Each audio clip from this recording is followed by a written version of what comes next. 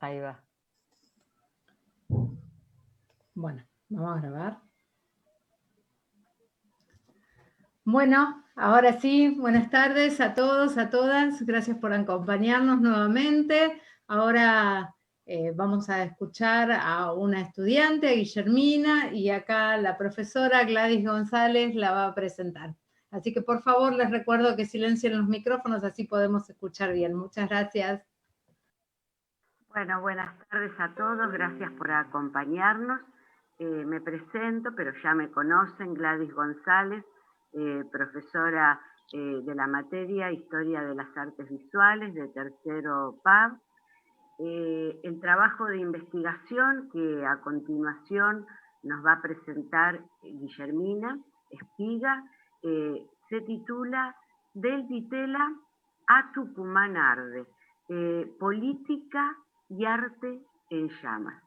Y está enmarcado dentro del contexto político, social, económico, histórico de la década de 1960, donde van ustedes a ver que se produce una ruptura, sobre todo en las instituciones, en la institución arte y a su vez en las costumbres también.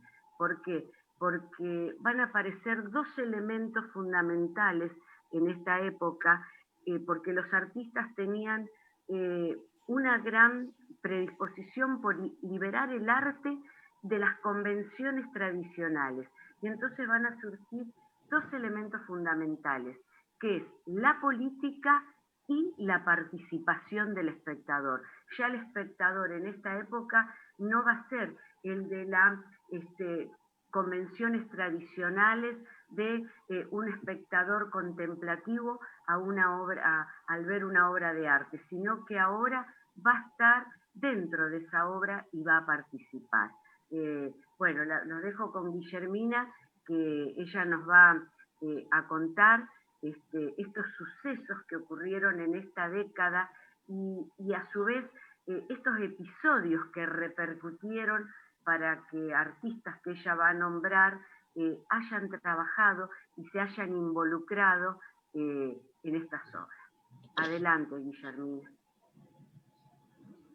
Bueno, hola, buenas tardes a todos. ¿Se escucha bien?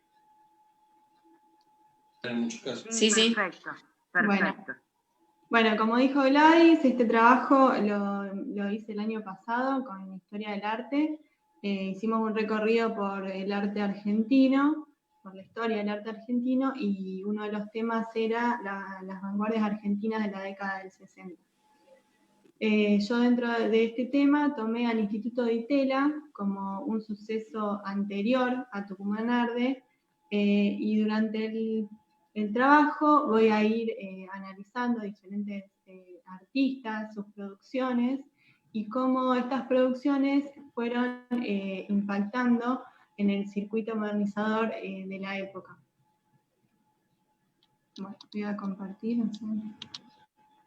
Ahí está. Bueno, como dije, tomé al Instituto de Itela para iniciar el tema, ya que de ahí se van a desprender los artistas que ahí van a empezó la reunión. Tucumán Arde. El contexto, no sé, esperen que se me aparece una cosa acá. Ahí está. El Instituto de Itela era un instituto que se basaba en la investigación de ciencias sociales y arte, de una manera independiente, sin tantas presiones de las universidades. Proponían diferentes tipos de concursos, de becas, exposiciones, y traían artistas del exterior. Este instituto, hago una breve reseña como para que entiendan, porque yo toda esta parte la saqué para que no sea tan largo. Este instituto recibía subvenciones del extranjero, y estas subvenciones no solo ayudaban económicamente, sino que también influían ideológicamente en los proyectos que debían presentarse en ese instituto. Así que bueno, vamos a pasar. En ese momento existía un proceso modernizador de la época, de la cultura, que se lo llamaba la manzana loca. Eran un par de manzanas en donde se ubicaban diferentes galerías de arte, bares, y se lo llamaba circuito modernizador porque era un circuito que debía recorrer el artista, ¿no?, con su obra, de cierta manera para ser conocido o que su obra sea legitimada, esperando que algún gestor del arte lo reconozca y lo invite a participar en alguna beca o en alguna exposición. Era un circuito de cierta forma obligatorio para ser conocido en ese momento. Bueno, acá se puede ver lo que era el croquis de esa manzana.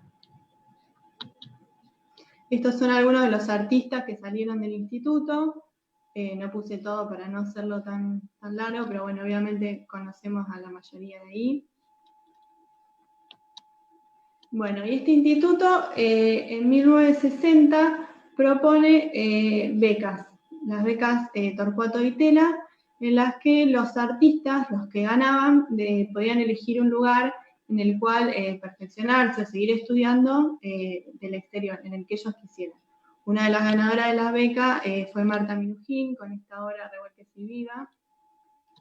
Otro fue Julio Lepar.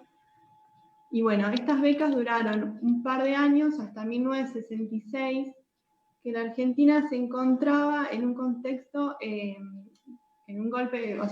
generó un golpe de Estado, poniendo como presidente de facto a Onganía, y se generó un proceso de radicalización en contra del autoritarismo y la censura. En este proceso se vieron implicados sectores políticos, sindicales y universidades. Y como siempre, el arte no va a estar ajeno a esto, y como se dice, el artista va a dejar el caballete para pasar al arte de acción, de intervención. Eso es como para ubicarnos en el contexto en que se va a dar este ciclo de arte experimental, que viene a reemplazar a las becas. Las becas dejaron de hacerse, ya que esa ayuda económica que venía del exterior se deja de mandar. Así que bueno, estas becas se reemplazan por el ciclo de arte experimental, que eran proyectos que los artistas iban realizando, básicamente con la participación del público. Se empezaron a ver environment, instalaciones. Bueno, se hicieron del 66 al 68, hasta que en el 68 el grupo de artistas que le tocaba representar ese proyecto van a cuestionar un poco ese circuito modernizador en que se encontraba el arte, van a cuestionar la falta de autonomía a la hora de realizar su obra, y proponían ser sus propios curadores, creadores y críticos. Bueno, este proyecto en este año en particular se diferenció de los otros, ya que no se iba a basar tanto en lo visual, sino más en lo conceptual. Bueno, iban a hacer una serie de actividades que se iban a realizar una tras otra durante 15 días. La pieza inaugural de este proyecto fue la de Julio Puzón. Se llamaba El juego de las sillas. Él lo que proponía era sacar al arte a la calle, fuera de una galería, fuera de un museo. No tenía que ser una pintura, no tenía que ser una obra que se pueda colgar, que se pueda comercializar con ella. Entonces propuso esta obra que se llamaba El juego de las sillas. Las puso en forma de platea, mirando a la calle, y el público cuando entraba se sentaba y miraba a la calle. ¿Él qué quería decir con esto? Que ahora, a partir de ahora, las obras no iban a estar dentro de una galería, dentro de un museo, sino lo que pasaba en la calle. Otra de las experiencias que elegí, porque son muchas para no hacerlo tan largo, fue la de Graciela Carnevale, El encierro. En esta experiencia, ella encierra al público en un local, el cual cubre con afiches, y bueno, los encierra y se va. Ella tenía una hipótesis de que al ejercer cierta violencia sobre el público, en este caso, uno no se podía quedar pasivo o mirando, esperando que pase algo, sino que tenía que ejercer cierta violencia para salir de esa situación. Era un poco, una hipótesis en base a lo que estaba pasando, en que uno no se podía quedar mirando todo lo que estaba pasando en cuanto a la censura, al autoritarismo, que tenía que ejercer también cierta violencia como para salir de la situación. Otra de las obras, bueno, acá hay más imágenes que fueron arrancando los afiches hasta que rompen la vidriera y salen. Esta obra fue clausurada después de esto. Otra de las obras que elegí también fue la familia obrera. Bueno, en esta obra se presenta una familia real sobre una tarima, el cual el público la miraba, y tenía una inscripción abajo que era lo que cobraba el obrero por hora. El artista le pagó al obrero lo que él cobraba por hora para que estuvieran ahí, y como un poco que la gente se entere lo que cobraba un obrero, ¿no? En ese momento. Bueno, y una de las obras que fueron más controversiales, y si se quiere la más neutral en cuanto a contenido político, fue la de Los baños, de Roberto Pley. Esta obra consistía en 2 cubículos totalmente blancos, con la silueta de un hombre y de mujer, como si fuera... Esperen que voy a minimizar acá. Como cualquier baño, con la diferencia de que cuando uno entraba no tenía ningún artefacto sanitario. Se encontraba en total intimidad en un cubículo blanco. Como en todo baño, empezaron a surgir grafitis y, bueno, tenían contenido algunos obscenos, otros amorosos, y obviamente relacionados a la política.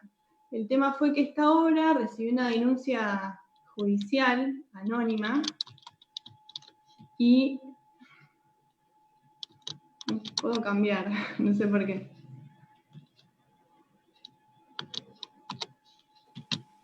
Sí, ya hacerle clic a la A. Ahí está. Recibió una denuncia judicial anónima y luego fue la censura policial. El tema, o lo raro, ¿no?, en esto es que nunca se supo cuál fue el mensaje que causó dicha censura, dicha denuncia, y la obra fue clausurada, pero no fue clausurada la muestra. Bueno, esto desencadenó en un suceso que se llamó la retirada de Ditela, en un hecho que se llamó la retirada de Ditela, donde los artistas decían que si retiraban esa obra, todos iban a retirar sus obras a la calle y las iban a romper. Y esto fue lo que realmente pasó ante esta situación. Acá, bueno, estoy buscando algunas imágenes con la mejor calidad que pude encontrar, porque algunas son viejas.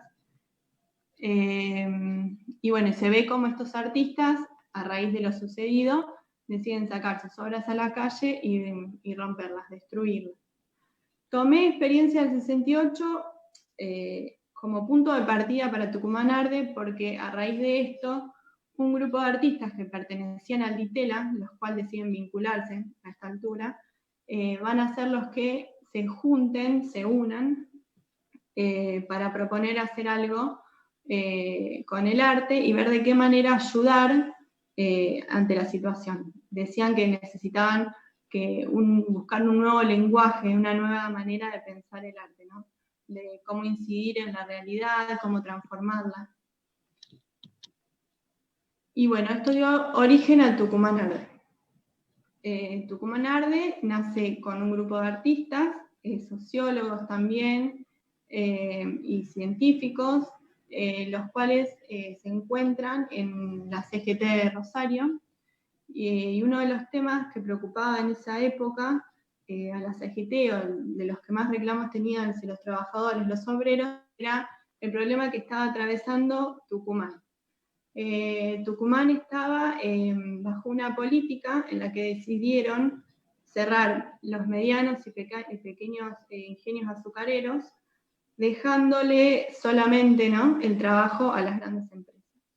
Esto derivó en desempleo, en que los obreros se fueran, muchos de la provincia, y también se había hecho un achicamiento, ¿no?, una política de achicamiento, en el sentido de que se había reducido el gasto en la salud pública y en la educación. Entonces, esto se sumaba al problema de desempleo y, bueno, generó una preocupación muy grande para estos artistas, ya que todo esto estaba siendo silenciado por los medios de comunicación y no tenían posibilidad de manifestarse, ni de dar a conocer lo que estaban pasando. Así que, bueno, nace como un grupo de contrainformación, ¿no? Un grupo de contrainformación porque su idea era formar una estructura para filtrar en los medios de comunicación esa información que esos mismos medios estaban ocultando, ¿no? Y bueno, deciden iniciar esta campaña que va a constar de varias etapas. La primera campaña fue de incógnita Tucumán. Viajaron hacia la provincia y llenaron de afiches las calles, como pueden ver, afiches que tienen una retórica de afiche político, ¿no? Solamente decía Tucumán en esa campaña. Después pintaron con aerosol y ya pegaron la oblea, la famosa oblea de Tucumán Arde, pero todavía no se sabía para qué era eso. Fueron de incógnito, ¿no? Bueno, estoy buscando algunas imágenes que pueda haber. Otra parte de esta campaña fue la de pegar afiches, un estilo obviamente más refinado, para citar a la gente, ¿no? Para invitar a la gente a la primera Bienal de Arte de Vanguardia. Esta Bienal de Arte se citaba al 3 de noviembre, pero en la CGT de los argentinos. Bueno, otra cosa que se habían propuesto, como dije, fue filtrar en los medios de información, por ejemplo, acá la invitación a esa Bienal, ¿no? Era como que el mismo diario que ocultaba invitaba a la gente a que conozca lo que estaba pasando en la provincia. Bueno, otra etapa de esta campaña fue la obtención de información. Los artistas viajaron con un grupo de sociólogos y científicos, algunos retrataron, bueno, fotografiaron, ¿no? Lo que estaba pasando, las condiciones en las cuales vivían, y también les hicieron reportajes.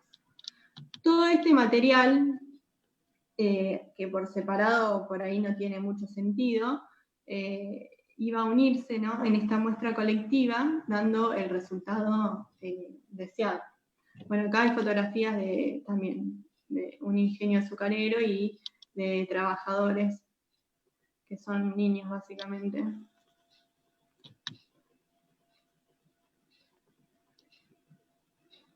Bueno, aquí más fotografías que puedo ir juntando. Bueno, hasta que se inaugura la muestra de Tucumán Arde en la CGT de los argentinos. El mismo día, como dice ahí, y el lugar que se había anunciado la primera vanguardia de arte. Ellos usaban esta imagen, este estilo que se utilizaba para los afiches de la Bienal, un poco sarcásticamente en contra de lo que se conocía la vanguardia, como para la gente poderosa. Era junto a los obreros y a los trabajadores, que la verdadera vanguardia ocurría al lado de esta gente.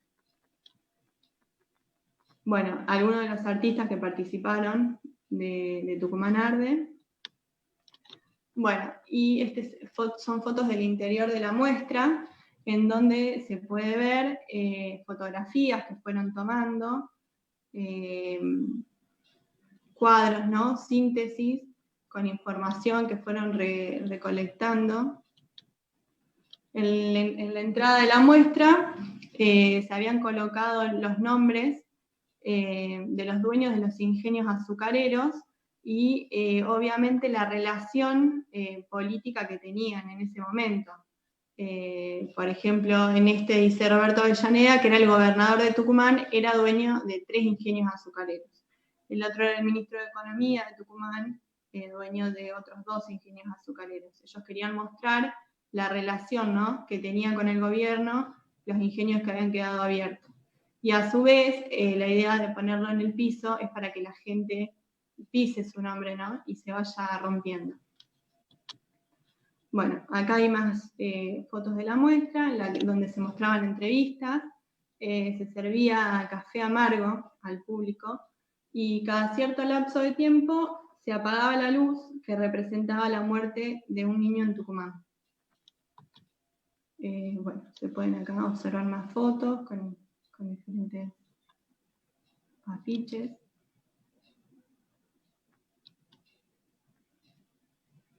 Bueno, estos cuadros también mostrando, ¿no? La pobreza, la falta de educación, lo que generaba la reducción de gastos en la educación, en la salud.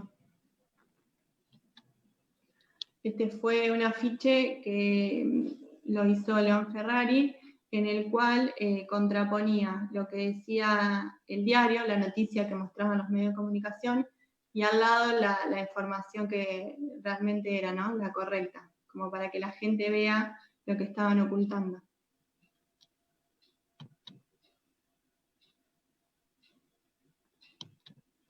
Bueno, acá se puede ver el porcentaje que había de deserción escolar, la mortalidad infantil, que era un poco eso que decía hoy, que apagaban la luz, era menos de un minuto. Dicen que morían un montón de chicos por día.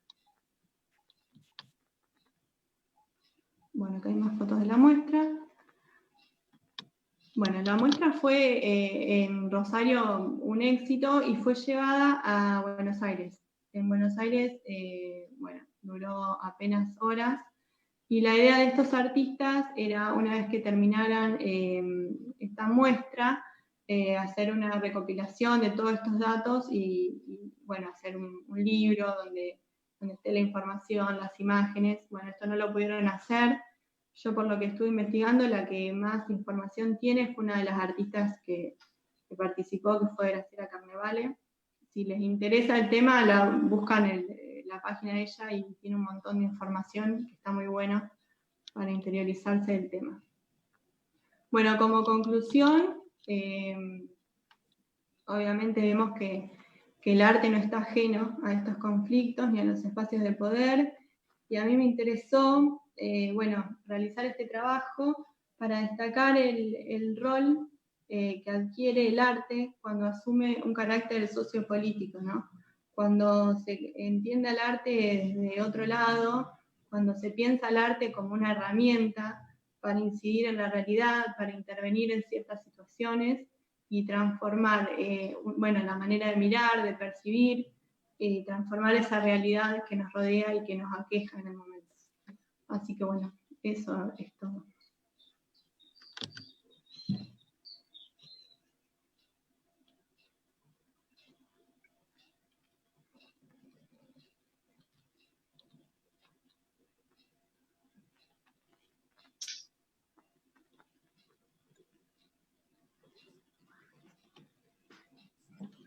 Bueno, excelente, Guillermina, muy bueno. Bueno, Perdón, estaba cerrando, no escuchaba.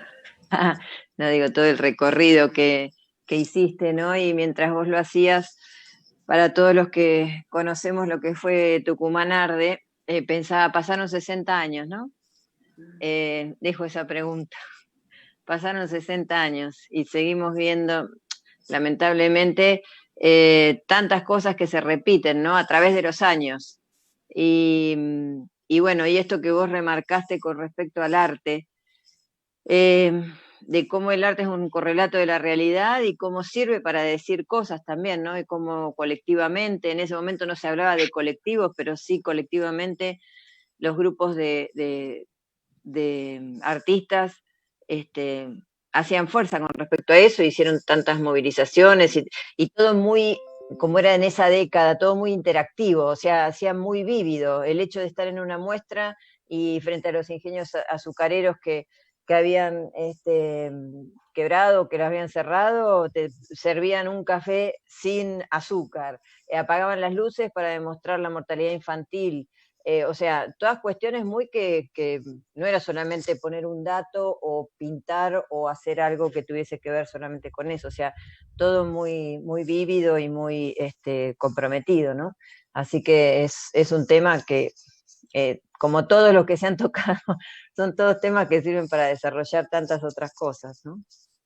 Sí, sí, me pareció muy interesante, y más en esa época que era todo, o sea, acá en la Argentina uno no estaba acostumbrado, por ahí nosotros estudiando esto ya vimos otros ejemplos, pero en esa época fue realmente muy bueno lo que hicieron, y también cómo incidieron, cómo se comprometieron, ¿no? El compromiso social que adquiere el artista ante una situación y sin ejercer violencia. Así que me pareció interesante para destacar eso, el rol que pueda adquirir el arte, que no sea el que siempre conocemos, el que uno por ahí siempre utiliza, que tenemos una herramienta muy, muy poderosa. Así es. Bueno, Gladys, no sé si vos querés decir algo o alguien que todos están callados. nadie se está conteniendo. Sí. Tenés el micrófono muteado, Gladys, ¿eh? Ahí está. Yo lo que quiero decir es que esta investigación que hizo Guillermina, pudimos ver que en el correlato que ella hizo, el gran impacto que tuvieron en este momento estos artistas que se posicionaron a partir del arte y lo fusionaron con la política. En una época de la década de 1960 en que se producen profundos cambios en las costumbres, en la manera de pensar, en los cambios sociales, hasta en la misma familia, y a su vez cómo repercutieron contextos de la política exterior, como la guerra de Vietnam, en Estados Unidos, el surgimiento del movimiento hippie, que ellos imperaban por la libertad, por el amor, y bueno, acá en nuestro país también de alguna manera ellos participaron, estos artistas que mencionó, para denunciar algo que nosotros no recibía la gente la información correcta, sino que era otra información la que se recibía, y que de alguna manera a través del arte, sin hacer un cuadro, con el correlato del espectador pasivo de una pintura de Caballete, con una muestra colectiva, pudieron mostrar lo que estaba ocurriendo en un momento de nuestro país, ¿no es cierto? Sí, ya de por sí Guillermina empezó con el Ditela. El Ditela fue totalmente revolucionario para lo que fue el arte, y fue una década en la que donde más cerca se estuvo de los grandes centros de arte, la calidad del arte argentino había traspasado lo que, y en ese momento, porque nosotros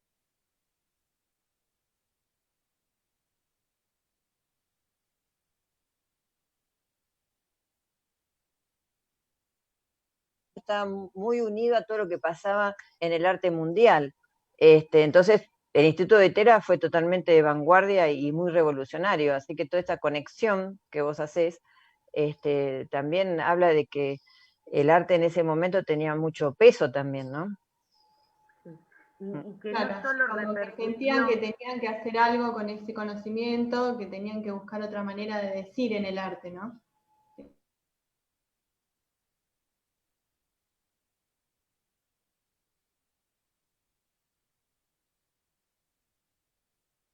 En la sociedad, el papel del arte, ¿no? Salir un poco de esta idea romántica del arte y el papel del artista que se compromete, ¿no? Y que también puede generar, como sucedió con Tucumán Arde, un movimiento que generó como una especie de contrapunto a la cultura oficial, ¿no? A lo que en ese momento estaba de alguna manera institucionalizado. Ustedes hablan de la Bienal, de esa Bienal de vanguardia que se proponía. Bueno, los artistas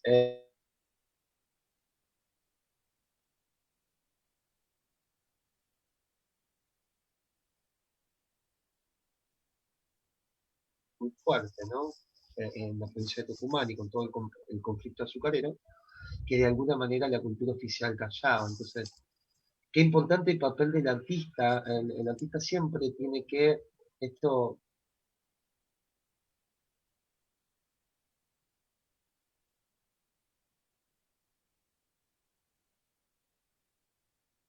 y me quedaba también, me quedó dando vueltas un poco esta pregunta que hace Teresa, ¿no?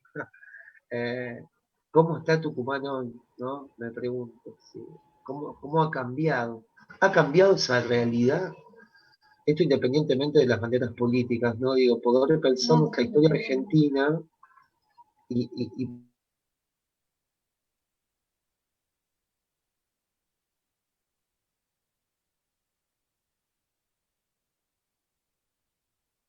universo, si se quiere, de preguntas y de reflexión al respecto. Felicitaciones, Guillermina. Mm, Muy buen sí. gracias. trabajo. Te felicito.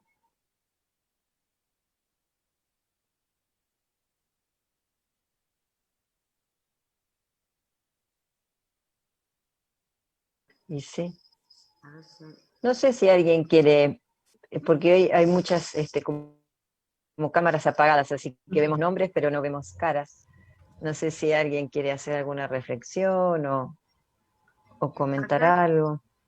hay mensajes de Flor Viñal, está buenísimo cómo usaban las simbologías, muy interesantes. Claudio también, un gran contrapunto a la cultura oficial que proponía la Bienal de Vanguardia. Yo tengo acá un mensaje privado, veo que dice en privado, así que creo que lo puedo leer yo sola, pero no es nada raro. Dice, buenas tardes, muchas gracias por la ponencia. Quería decir que esto me hace pensar en los incendios que estamos viviendo en esta época. Ameritaría ese muy inspirador compromiso social por parte del arte, el cual es una fuerza de los movimientos sociales y la historia, y revivir ese peso social del arte. Alejandra Cuello, no sé. Ah, Sí, Sí, una se alumna puede de aplicar, tercero. como decía Tere, hoy en día, ¿no? Pasan tantas cosas que siguen pasando, que dan para pensar esto. porque en ese momento estos artistas fue un fenómeno artístico y cultural, porque fueron artistas que comprometidos y que miraron el entorno, se comprometieron a mirar el entorno, y no era fácil en ese momento, porque estaba Onganía en el poder, y bueno, todo lo que acontecía, ¿no es cierto?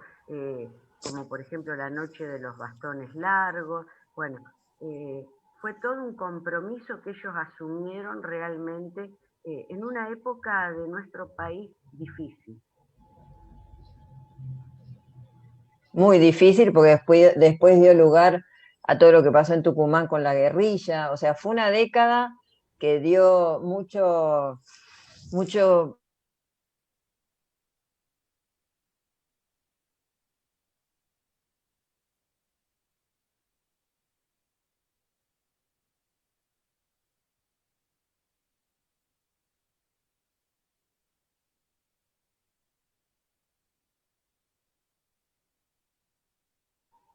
Así que no tenía ninguna intención, sino que el arte y la política evidentemente hablaba de posicionamientos, ¿no? de cada uno, entonces sí. Claro, y cómo el arte, estando dentro de su ámbito, por ahí no molestaba tanto hasta que salió a la calle, ¿no? El poder que tiene. Claro, Exacto. así es. Y después surgió de este grupo de Tucumán Arde un artista que, como León Ferrari, un artista que da para hablar mucho porque es un artista controversial en cuanto a su postura de la iglesia, a su postura de la religión, del sexo. Si analizamos, nos ponemos a analizar su obra del avión Civilización Occidental, bueno, que hace una postura en contra de la guerra de Vietnam, él estaba en contra de las guerras, de todo aquello que entorpecía los problemas en la sociedad, o sea que un artista controversial, si lo analizamos desde el punto de vista de sus obras que ataca a la religión. Y porque él planteaba también esa incoherencia, ¿no? De que siempre esas cosas que uno les puede decir a los chicos, que cuando había una guerra, de repente iba un sacerdote a bendecir las armas, o sea, era una cosa rara, ¿no? De decir, a ver, estamos hablando de muerte, y va alguien a bendecir, entonces esto sin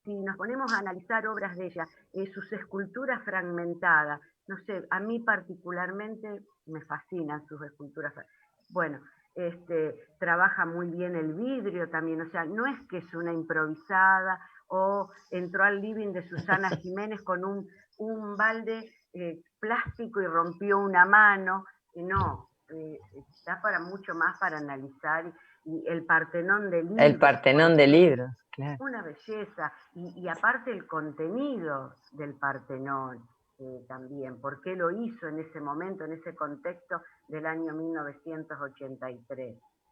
Sí, el hecho de acostar los grandes íconos universales, digo, toda una filosofía. Y sí. Yo en esto, la verdad que acuerdo con Joana, me parece que hay como un reduccionismo en la figura de Marta Minujín, porque se desconoce la trayectoria, se desconoce un poco su papel decisivo en la historia del arte argentino, y es más, lo que subyace en su obra, digo, la filosofía que hay en su obra, que es muy interesante.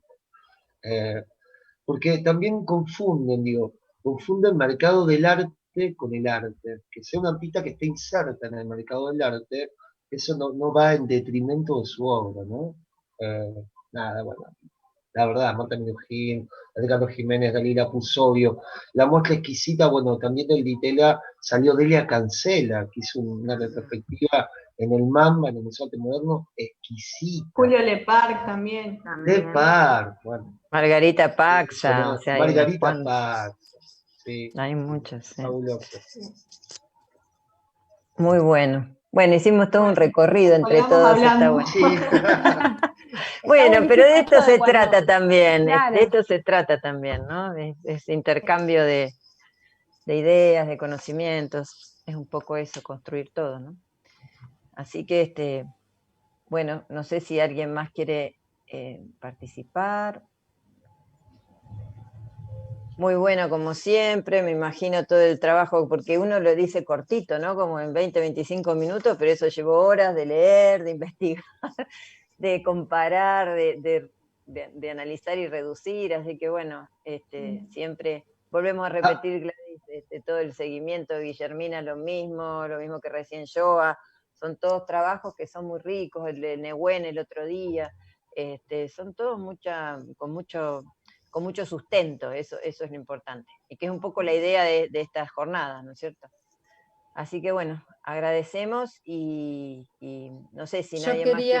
Sí, yo quería, bueno, felicitarte, Guillermina, nuevamente, te lo dije antes cuando estábamos solas, esperando para armar la reunión, felicitaciones, un gran trabajo, y pensaba en esto de la importancia de que el arte trascienda las paredes de un museo, trascienda esos lugares reservados, y disculpen, pero yo soy educadora, qué mejor lugar que la escuela para transmitir eso. Acá hay muchos y muchas futuras docentes que tienen un compromiso muy grande por llevar el arte para que el arte esté al acceso de todos, porque eso es una decisión, que sea para todos y no solo para determinados sectores. Me parece que eso es muy importante, transmitir esta pasión que surgió acá, este conocimiento sobre los artistas, sobre todo lo que ha dado y lo que sigue dando nuestro país, y que no esté reservado solo para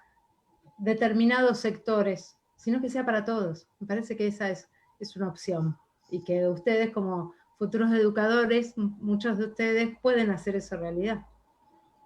Claro. Así que, bueno, los queríamos, no sé si alguien más quiere decir algo, porque si no... Yo tengo una última pregunta. Una última pregunta. ¿Sabes qué me llamó la atención, Guillermina? Las fotos. ¿Dónde encontraste todas las fotos, toda esa documentación? Impresionante. Sí, busqué por todos lados y estaban muy pixeladas, muy mala calidad.